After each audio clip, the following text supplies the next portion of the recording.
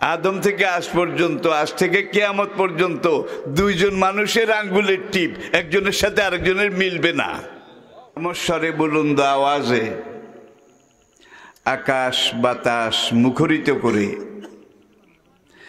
নিজকে উজাড় করে বিলীন করে, বীর বিক্রমে সিংহ গর্জনে বজ্র বিষাণে ফেটে পড়ে উল্লাসের সাথে আওয়াজ তুলে একবার পড়ুন আলহামদুলিল্লাহ।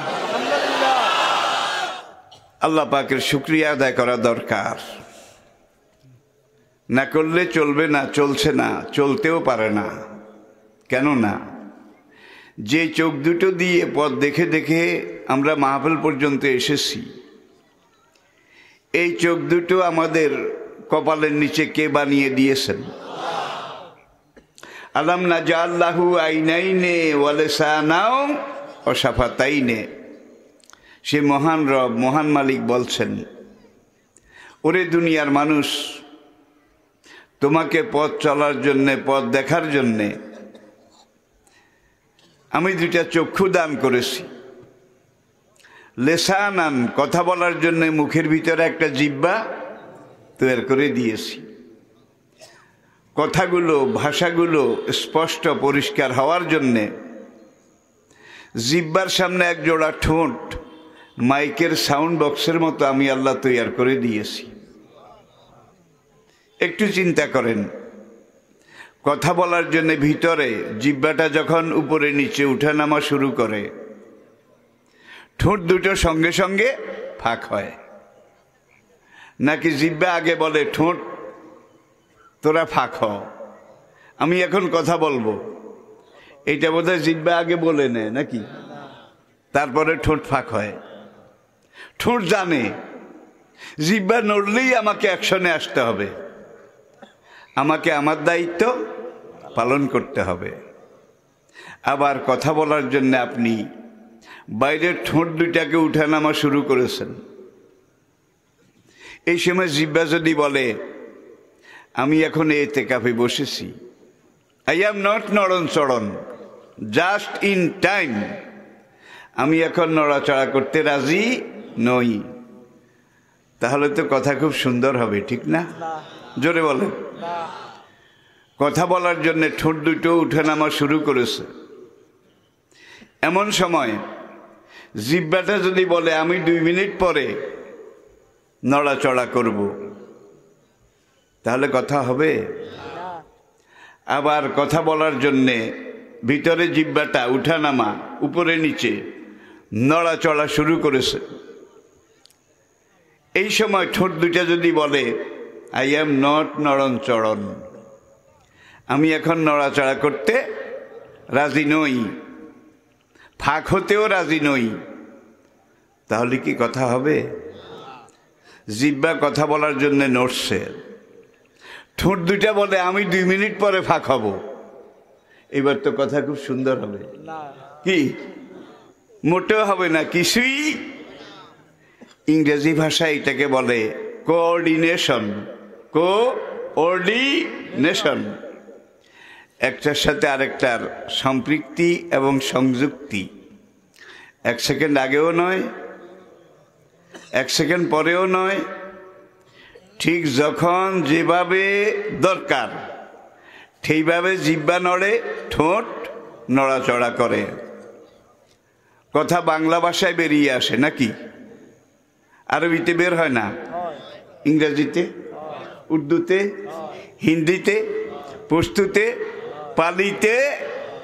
বর্তমান পৃথিবীতে জাতিসংঘের হিসাব অনুযায়ী মানুষ 5,500 ভাষায় কথা বলে। এই কথা বলা লাগে না, মিস্টার জিহ্বা আমি এখন উর্দু বলবো, তুমি আমাকে সহযোগিতা করো। জিহ্বা একইভাবে নড়ে, ঠোঁট একইভাবে উঠানামা করে, কিন্তু আপনার মনের ব্যাপার, আপনি যেই ভাষাটা বলবেন সেটাই বেরিয়ে আসবে, অন্য কোনোটা আসবে না। এরপরে আসুন ফি আইয়ে সূরাতি মা শাআ রাক্কাবাক। সূরত বুঝেন তো? চেহারা, মুখাবয়ব, মুখমণ্ডল, ফেস, অ্যাপিয়ারেন্স। আমি রব্বুল আলামিন তোমাকে যেই আকার আকৃতিতে সুরতে সৃষ্টি করতে চেয়েছি ঠিক সেইভাবে সৃষ্টি করেছি। বাবা আদম থেকে শুরু করে আজ পর্যন্ত, আজ থেকে কিয়ামত পর্যন্ত দুইজন মানুষের চেহারা বলে তিনি একরকম বানিয়েছেন কি?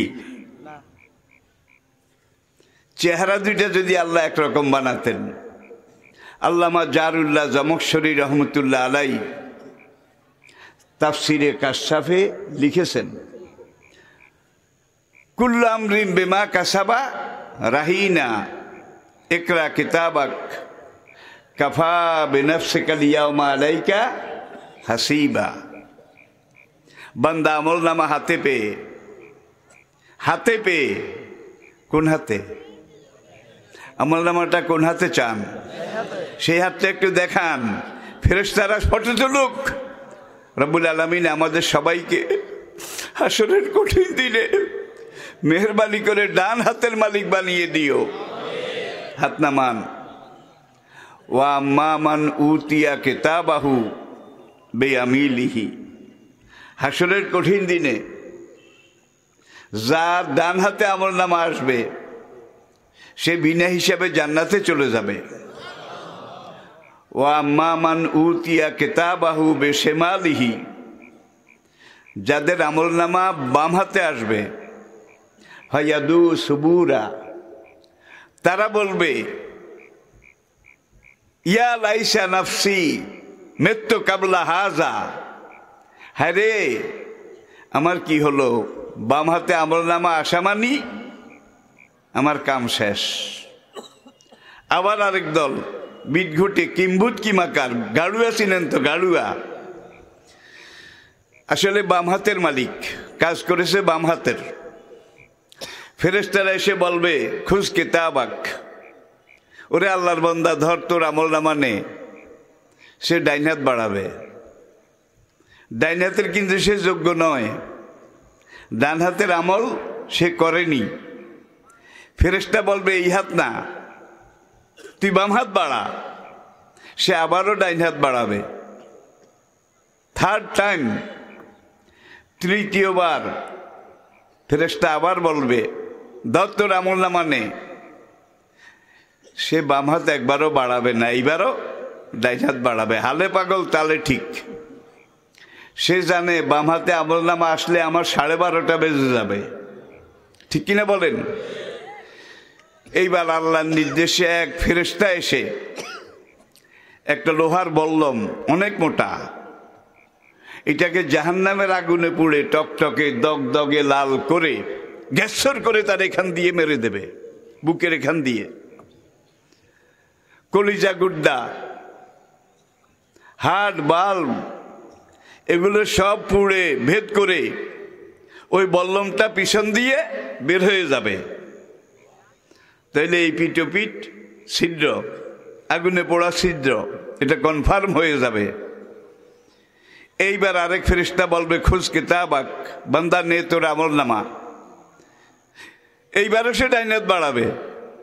তখন ফেরেশতা গোসা হয়ে তার বাম হাতটাকে টেনে বুকের এখান দিয়ে ঢুকিয়ে টেনে পিঠের ওখান দিয়ে বের করবে।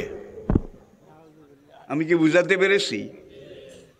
এখান দিয়ে ঢুকাবে, ওই ছিদ্র যেটা করেছে ঢুকিয়ে বের করবে বাম হাত। বাম হাত একবারও দেশ না, এইভাবে ঢুকাইলাম, এইভাবে বাম হাত বের করলাম। ওয়া আম্মা মান উতিয়া কিতাবাহু ওরাআ যাহরিহি। আল্লাহু আকবার। কোরআন কি ডাইরেক্ট কথা বলছে রে বাবা। যাদের আমলনামা পিছনে পিঠের দিক থেকে দেওয়া হবে, হায়াদু সুবুরা, সে বলবে ইয়া লাইতা নাফসি মৃত্যু কাবলা হাজা অকুন্ত নাসিয়াম মানসিয়া। সেদিন কি আফসোস করে কোনো লাভ হবে? যাক, আমলনামা যখন হাতে আসবে আল্লাহ বলবেন ইকরা কিতাবাক, না বান্দা, তোমার আমল নামা তুমি পড়ে দেখো। 60 বছর 70 বছরের জীবনে তুমি কি করেছো না করেছো অন দ্য রেকর্ড, এখানে সবকিছু লেখা আছে। কাফা বিনাফসিকাল ইয়াউমা আলাইকা হাসিবা। আমি কিন্তু প্রত্যেকটা কথা কোরআনে আয়াত বলতেছি। আজকে তুমি এই দুনিয়ার 60 বছরের লিখিত রেকর্ড আমল নামা, এইটা দেখে নিজের বিচার নিজে করো। বান্দা আমল নামার দিকে তাকাবে, তাকিয়ে দেখবে সবুজ দাগ মোটেও নাই, কচিত 2-1টা থাকলেও থাকতে পারে, কিন্তু বাম দিকে সব লাল দাগ, লাল দাগ, লাল দাগ, লাল দাগ। আমি কি বুঝাতে পেরেছি? Red spot. বাঁচার কোনো আশাও নেই, উপায়ও নেই। হাসরের মাঠে ঘাউড়ামি শুরু করবে। ঘাউড়ামি বুঝেন? তেড়ামি। রব্বুল আলামিন এত লাল দাগের কাজ, এত গুনার কাজ আমি করি নাই। চুরি তো চুরি, আরো সাগর চুরি। 2 কাঁধের 2 ফেরেশতা কেরামান কাতিবিন, সে আমার সাথে শত্রুতা করে, দুশ্মনী করে আরেকজনের লাল দাগের কাজ, গুনার কাজ, আকাম কুকাম আমার খাতায় লিখছে। দেখছেন কারবার? মেহেরবানি করে আমার 60 বছরের জীবনের আমল নামার খাতাটা আবার একটু রি-এক্সামিন করো, রি-এক্সামিন, আবার পরীক্ষা করো। এগুলো আমার না। তখন আল্লাহ বলবেন, কুল্লু আমরিন বিমা কাসাবা রাহিনা। ওরে বান্দা, তোর আমল নামার 2টা পৃষ্ঠা আছে, একটা ডান দিকের পৃষ্ঠা আর একটা বাম দিকের পৃষ্ঠা। আর তোকে আমি এমনভাবে বলে দিয়েছিলাম, আমি আল্লাহর নির্দেশ মতো, হুকুম মতো, আমার পাঠানো কিতাব মতো, শরীয়ত মতো তুই যদি একটা ভালো কাজের নিয়ত করতিস, তখন আমি ফেরেশতাকে বলে রেখেছি, ভালো কাজের নিয়ত করেছে বান্দা, এখনো কাজটা করে নাই, তার ডান দিকের খাতায় নূরের একটা ফোঁটা দিয়ে দাও। আল্লাহ নূরের, খোদাই নূরের একটা ফোঁটা দিয়ে দাও। আর যখন ওই নেক কাজটা আমার নেককার বান্দা করবে, সঙ্গে সঙ্গে তার ডান দিকে 10টা নূরের ফোঁটা আর বাম দিক থেকে 10টা গুনাহ মুছে ফেলা হবে। তাহলে এবার 20টা হয়ে যাবে। 10টা প্লাস 10টা মাইনাস 20টা হয়ে যাবে। ভালো কাজের নিয়ত করেছে, কাজটা এখনো করে নাই। আল্লাহ ফেরেশতাকে বলে 1 নম্বর লিখে ফেল, 1 নম্বর দিয়ে ডান দিকে। ফেরেশতা বলবে, রব্বুল আলামিন এখন তো কাজটা করেনি, মাত্র নিয়ত করেছে। তখন আল্লাহ পাক বলবেন যে আমি আল্লাহ আমার বান্দাকে, আমার নবীকে, আমার পাঠানো কোরআনে বলে রেখেছি, নেক কাজের নিয়ত করলেই সওয়াব লেখা শুরু হয়ে যায়। এর বিপরীতে বান্দা যদি কোনো গুনার কাজের নিয়ত করে, মনে করেন কোনো একটা মেয়ের পিছনে লেগেছে, গুড়গুড় করে আকাম কুকাম করার জন্য সে চেষ্টা করে যাচ্ছে, আল্লাহ বাম দিকের ফেরেশতাকে বলে, গুনাহটু না লেখিস না। আমার বান্দা সিদ্ধান্ত নিছে, নাও তো করতে পারে। আল্লাহু আকবার। নেক কাজের নিয়ত করলেই সওয়াব লেখা শুরু, আর গুনার কাজের নিয়ত করলে আল্লাহ কয় লেখিস না, নাও তো করতে পারে। আর যখন ওই গুনার কাজটা করে, তখন আল্লাহ বলে, বাম দিকে একটা গুনাহ লেখ, একটা গুনাহ লেখ। তাইলে দেখা গেল বেহেশতে যাওয়া সবচাইতে সহজ, জাহান্নামে যাওয়া সবচাইতে কঠিন।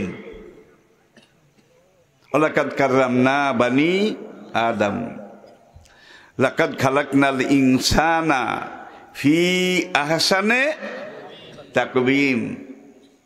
আমি আমার এই অনন্ত সৃষ্টি জগতের মধ্যে বনি আদম, আদম সন্তান, তাদেরকে সবার উপরে শ্রেষ্ঠত্ব দান করেছি।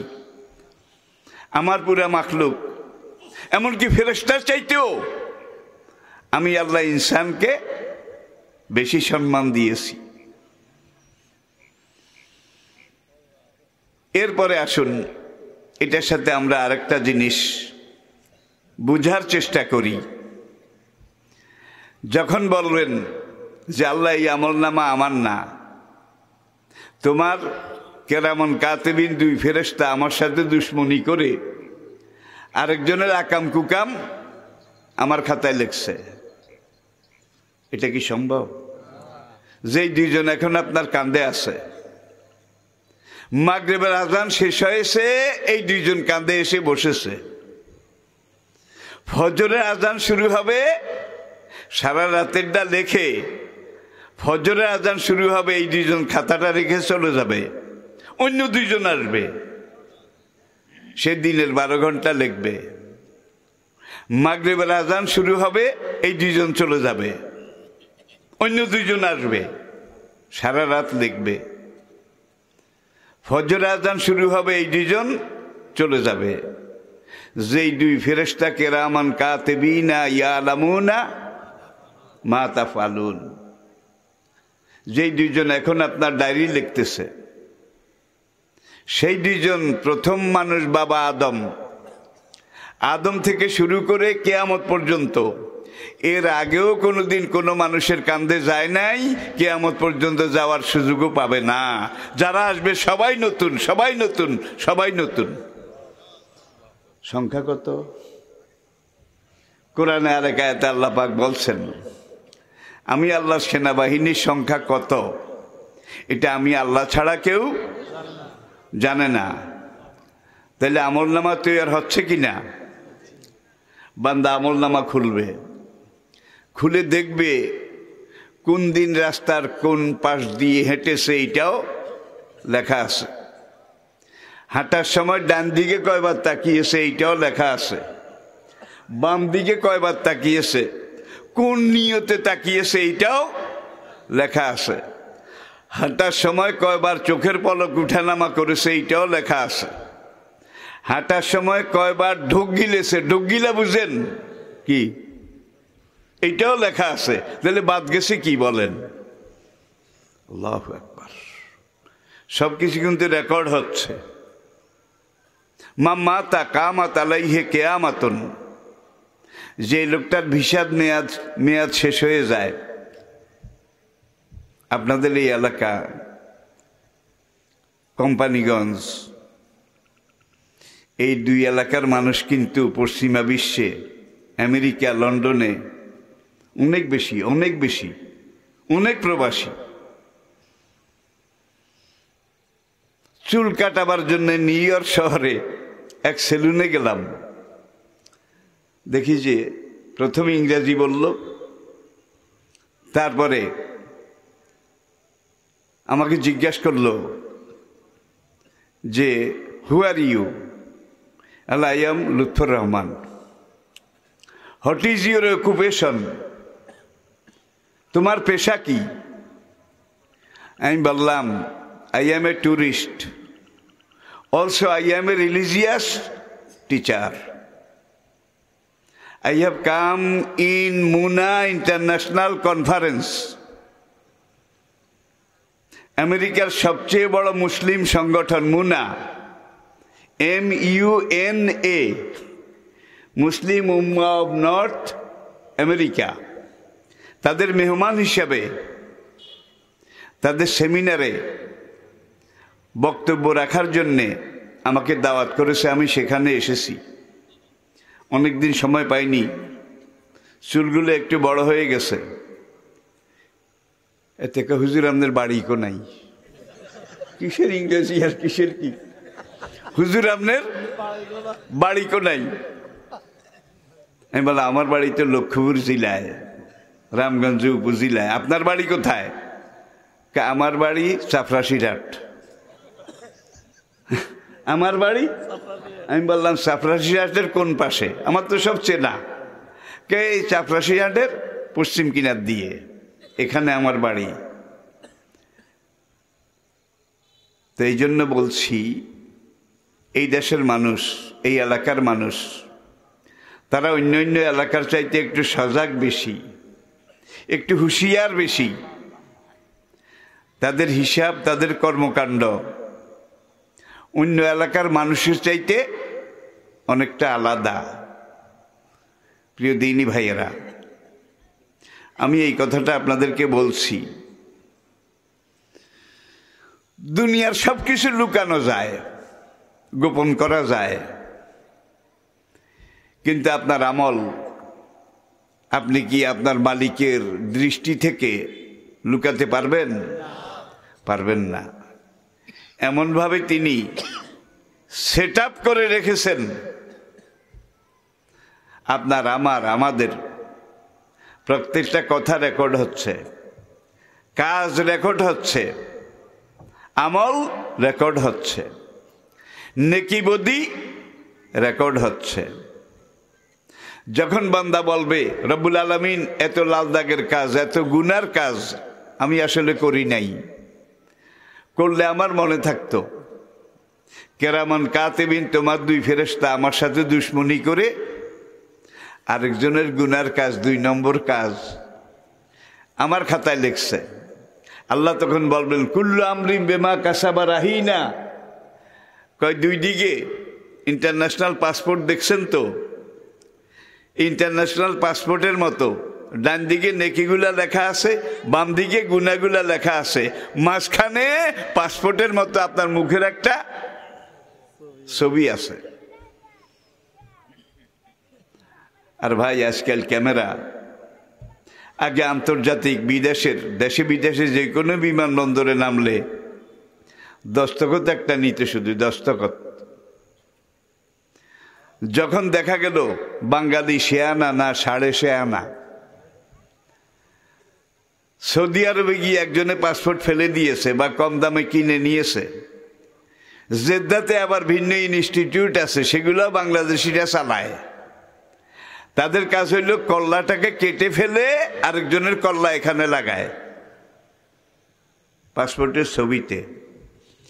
সেখানে এটাকে বলা হয় কল্লা কাটা পাসপোর্ট, কল্লা কাটা পাসপোর্ট। এটা যখন শুরু হলো তখন আন্তর্জাতিকভাবে সারা দুনিয়ার ইমিগ্রেশন এক দেশ থেকে আরেক দেশে যাওয়ার আগমন বহির্গমন, এখানে এখন ভাই শুধু বুড়া আঙ্গুলের টিপ নেয় না, বুড়া আঙ্গুলেরও নেয়, এই 4 আঙ্গুলেরও টিপ বোধহয় নেয় না। আচ্ছা, এই আঙ্গুলের টিপ এটা কি আসবে যাবে? আদম থেকে আজ পর্যন্ত, আজ থেকে কিয়ামত পর্যন্ত 2 জন মানুষের আঙ্গুলের টিপ একজনের সাথে আরেকজনের মিলবে না। ভাই কত বড় শিল্পী, কত বড় কারিগর, কত বড় ইঞ্জিনিয়ার। ফি আইয়ি সূরাতিন মা শাআ রাক্কাবাক। তারকিব, একটা অঙ্গের সাথে আরেকটা অঙ্গ, একটা অংশের সাথে আরেকটা অংশ জোড়া দেওয়া। আপনার আঙ্গুলের মধ্যে 3টা কবজা লাগাইছে, 3টা কবজা। কবজা চিনেন? কবজা থাকলে তো এটারে লাড়াচাড়া করা যায়। রাক্কাবা ইউরাক্কাবু তারকিবান মুরাক্কাবুন। আল্লাহু আকবার। হাতের তালু এটার গোড়ায় আরেকটা কবজা লাগাইছে, হাতের মাঝখানে আরেকটা কবজা লাগাইছে, হাতের শেষ ভাগে আরেকটা কবজা। এই কবজাগুলা যদি না লাগাইতো, এটা হাত হইতো না লাডি হইতো? ভাত খাইতেন কেমনে? এটা তো এমনি রয়েছে। আল্লাহু আকবার। লাইন শাকারতুম লাযীদান্নাকুম ওয়া লাইন কাফারতুম ইন্না আযাবি লাশাদীদ। চেহারা 2টা যদি একরকম আল্লাহ বানাইতেন, বাইরে ভাই দুনিয়াতে যে কত কেয়ামত, কত নাটক, কত কিছু আরো বেড়ে যেত, লক্ষ কোটি গুণ বাড়ত। আমি বলে থাকি, মনে করেন আপনার এলাকার একটা মেয়ে, একজন তরুণী, আবেদা জাকেরা সলেহা কানেতা, উচ্চ বংশের শিক্ষিতা, মেয়েটার বিয়ের বয়স হয়েছে, অভিভাবকরা দেখে শুনে যাচাই বাছাই করে বিয়ে দিছে। পাশের গ্রামের এক লুচ্চার গলার আওয়াজ ওই মহিলার স্বামীর গলার আওয়াজের মতো, বিপদ বোধহয় কমতো। বলেন না? এখন পাশের গ্রামের এই লুচ্চা মহিলার স্বামীতে বিয়ে করে টেরে কয়েকদিন পরে মধ্যপ্রাচ্যে চলে গেছে, অথবা ঢাকা চট্টগ্রামে ব্যবসা করে, সে কর্মক্ষেত্রে চলে গেছে। ওই লুচ্চা খারাপ নিয়ত নিয়ে রাত 2টার সময় এসে মহিলার ঘরের দরজার কলিং বেল টিপছে বা দুয়ারের কড়া নাড়ছে। মহিলার ঘুম ভেঙে গেল। ঘুম ঘুম চোখে আধো আধো বাধো বাধো কণ্ঠে মহিলা বলে, কে গা তুমি, কে গা তুমি, রাত 2টায় আমার দুয়ারের কড়া নাড়ছ, কলিং বেল টিপছ। ওই বদমাস লুচ্চায় মুখের বাঁকা করে কায়দা করে, আমি তোমার স্বামী, দুয়ারটা খুলে দাও। মুখের যত বাঁকা করুক, যত কায়দা করুক, স্বামীর আওয়াজ বোধহয় দিতে পারবে। আর এই লুচ্চার গলার আওয়াজ যদি স্বামীর আওয়াজের মতো হইতো, আমার হুজুরে কয় ভয়াবহ হইতো। শুধু ভয়াবহ না, শিয়াল কুত্তারে তো এখনই ফেল করে, তখন যে কিসেরে ফেল করতো এটা আল্লাহ ছাড়া কেউ বলতে পারবে না। ভাই, একটা পুরুষ কুত্তা আরেকটা কুত্তার সাথে খারাপ কাম করছে, আপনারা জীবনে বোধহয় দেখছেন। একটা পাঠা ছাগল আরেকটা পাঠার সাথে যৌন কর্ম করেছে, আপনারা বোধহয় কেউ দেখেছেন। একটা দামড়া গরু আরেকটা দামড়া গরুর সাথে এমন আচরণ করেছে, আপনারা বোধহয় দেখছেন। শিয়াল কুত্তা যা করে না, হায়ান জানোয়ার যা করে না, মানুষ যখন আদর্শ হারিয়ে ফেলে, কোরআন থেকে দূরে সরে যায়, নীতি নৈতিকতা আল্লাহর আইন থেকে, হুদুদুল্লাহ থেকে যখন নিজকে দূরে সরায় ফেলে, তখন শিয়াল কুত্তায় যে জঘন্য কাজ করে না, দামড়া গরু পাঠা ছাগলে যা করে না, আশরাফুল মাখলুকাত মানুষ তা করে।